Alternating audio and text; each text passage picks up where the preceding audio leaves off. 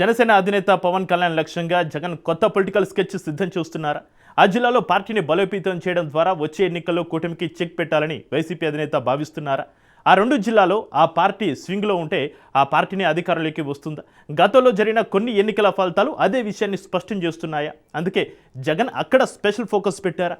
ఇంతకు వైసీపీ అధినేత కాన్సన్ట్రేషన్ చేసింది ఏ జిల్లాలు? అక్కడ పవన్ కళ్యాణ్ తోటి వైసీపీకి వచ్చిన సమస్య ఏంటి? Let's watch. ఆంధ్రప్రదేశ్ రాజకీయాల్లో గోదావరి జిల్లాలకు ఎప్పుడూ ప్రత్యేక ప్రాధాన్యత ఉంటుంది. ఈ జిల్లాలో ఏ పార్టీకి ప్రజల మద్దతు లభిస్తే రాష్ట్రంలో అధికారానికి కూడా ఆ పార్టీ దగ్గరవుతుందనే అభిప్రాయం చాలా కాలంగా రాజకీయ వర్గాల్లో ఉంది. అందుకే ఇప్పుడు ప్రతిపక్ష నేత వైఎస్ జగన్మోహన్ రెడ్డి తన రాజకీయ ఫోకస్ ని గోదావరి జిల్లాలపై కేంద్రీకరించారు. వరుస పర్యటనలతో పార్టీ క్యాడర్లో ఉత్సాహం నింపే ప్రయత్నం చేస్తున్నారు. అదే సమయంలో జనసేన అధినేత ఉప ముఖ్యమంత్రి పవన్ కళ్యాణ్ ప్రభావాన్ని తగ్గించే రాజకీయ వ్యూహాన్ని అమలు చేస్తున్నారనే చర్చ సాగుతోంది. గత ఎన్నికల్లో ఉభయ గోదావరి జిల్లాలో వైసీపీకి ఊహించని ఎదురుదెబ్బ తగిలింది. ఉమ్మడి తూర్పు పశ్చిమ గోదావరి జిల్లాలో మొత్తం 34 అసెంబ్లీ స్థానాలు, 5 పార్లమెంటు స్థానాలు ఉన్నాయి. 2024 ఎన్నికల్లో ఈ ప్రాంతంలో కూటమి పూర్తి ఆధిపత్యాన్ని ప్రదర్శించింది. ముఖ్యంగా పవన్ కళ్యాణ్ పిఠాపురం నుంచి పోటీ చేయడం, జనసేనకు గోదావరి జిల్లాలో బలమైన ఊపు రావడం రాజకీయ సమీకరణాలను పూర్తిగా మార్చేసింది. దీంతో వైసీపీ ఈ జిల్లాలో కనీసం ఖాతా కూడా తెరవలేకపోయింది. ఎన్నికల తర్వాత గోదావరి జిల్లాలో వైసీపీ బలహీనపడిందనే ప్రచారం విస్తృతంగా జరుగుతోంది. స్థానిక నాయకత్వం కూడా పెద్దగా యాక్టివ్గా కనిపించకపోవడంతో ఆ ప్రచారానికి మరింత బలం చేకూరింది.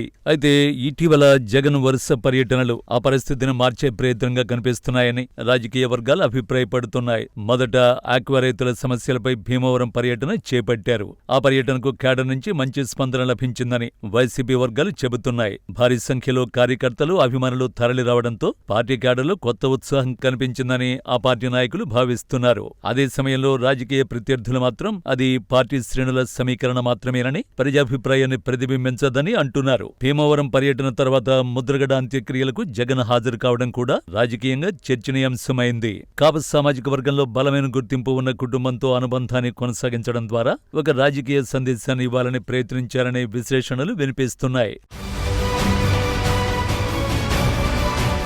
ఇప్పుడు మరోసారి ఆగస్టు 5న గోపాలపురం నియోజకవర్గంలోని దేవరపల్లిలో జగన్ పర్యటించనున్నారు. ఈసారి పొగాకు రైతుల సమస్యలను ప్రధాన అజెండాగా తీసుకోబోతున్నారు. ఇప్పటికే ఆక్వా రైతుల సమస్యలపై గళం విప్పిన జగన్ ఇప్పుడు పొగాకు రైతుల సమస్యలను కూడా ప్రజల్లోకి తీసుకువెళ్లాలని చూస్తున్నారు. ఇక్కడే జగన్ రాజకీయ వ్యూహం స్పష్టంగా కనిపిస్తోందని రాజకీయ విశ్లేషకులు చెబుతున్నారు.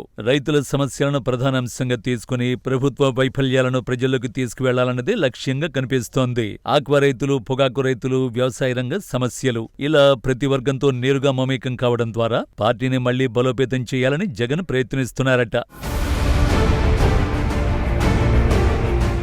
జగన్ ప్రయత్నం కొంతవరకు కూటమి ప్రభుత్వానికి ఇబ్బంది కలిగించే అంశమన్న వాదన వినిపిస్తోంది. ప్రధానంగా గోదావరి జిల్లాల ప్రజలు వ్యవసాయ రంగంపై ఆధారపడి ఉన్నారు. అందుకే రైతుల సమస్యలే అజెండాగా వెళుతున్నారు.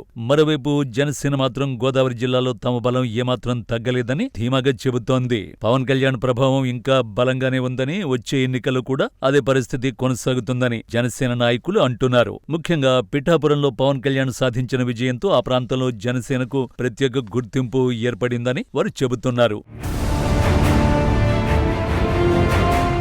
రాజకీయంగా చూస్తే గోదావరి జిల్లాలో సామాజిక సమీకరణలు, రైతు సమస్యలు, అభివృద్ధి అంశాలు, స్థానిక నాయకత్వం ఇవన్నీ కలిసి ఎన్నికల ఫలితాలను ప్రభావితం చేస్తాయి. అయితే జగన్ వ్యూహంలో ఒక ప్రత్యేకత కనిపిస్తోంది. పార్టీ బలహీనంగా ఉందనే ప్రచారం జరుగుతున్న ప్రాంతాలనే ముందుగా ఎంపిక చేసుకుని వరుస పర్యటనలు చేస్తున్నారు. దీంతో క్యాడర్లో ఆత్మవిశ్వాసం పెంచడమే కాకుండా ప్రభుత్వం మీద ప్రజా సమస్యల ఆధారంగా ఒత్తిడి తీసుకురావాలని చూస్తున్నారు. కానీ ఇదే సమయంలో అధికార కూటమికి కూడా బలమైన ఆధిక్యం ఉంది. ప్రభుత్వ పథకాలు, అభివృద్ధి పనులు, స్థానిక ప్రజాప్రతినిధుల పనితీరు ఇవి కూడా ఎన్నికల నాటికి కీలకంగా మారే అవకాశం ఉంది. అలాగే పవన్ కళ్యాణ్ వ్యక్తిగత ప్రజాదరణ, జనసేనకు గోదావరి జిల్లాలో ఉన్న సామాజిక మద్దతు కూడా ప్రధాన అంశంగానే ఉంటుందని రాజకీయ విశ్లేషకులు చెబుతున్నారు. జగన్ వరుస పర్యటనలతో పార్టీని మళ్లీ యాక్టివ్ చేయాలని ప్రయత్నిస్తున్నారు. మరోవైపు పవన్ కళ్యాణ్ తన ప్రభావాన్ని కొనసాగించాలని చూస్తున్నారు. దీంతో గోదావరి జిల్లాలో రాజకీయ పోటీ మరింత ఆసక్తికరంగా మారుతోంది. జగన్ తాజా వ్యూహాలు 2019లో వైసీపీ సాధించిన విజయాన్ని 2029లో మళ్లీ పునరావృతం చేయగలదా అంటే దీనికి ఇప్పుడే ఖచ్చితమైన సమాధానం చెప్పడం సాధ్యం కాదంటున్నారు రాజకీయ విశ్లేషకులు. ఎన్నికలకింకా సమయం ఉంది. ప్రభుత్వ పనితీరు, ప్రతిపక్ష వ్యూహాలు, అలాగే స్థానిక రాజకీయ పరిణామాలు, ప్రజా సమస్యల పరిష్కారం, అభ్యర్థుల ఎంపిక వంటి అనేక అంశాలు తుది ఫలితాలను ప్రభావితం చేస్తాయి. కానీ ఒక విషయం మాత్రం స్పష్టం. వచ్చే ఎన్నికలకు ముందు గోదావరి జిల్లాలే మరోసారి ఆంధ్రప్రదేశ్ రాజకీయాలకు కేంద్ర బిందువుగా మారే అవకాశాలు కనిపిస్తున్నాయని పొలిటికల్ సర్కిల్స్ లో చర్చ జరుగుతోంది. మరి ఈ రాజకీయ సమరంలో జగన్ వ్యూహం విజయవంతమవుతుందా లేక పవన్ కళ్యాణ్ ప్రభావమే కొనసాగుతుందా అన్నది రాబోయే రోజుల్లో తేలనుంది.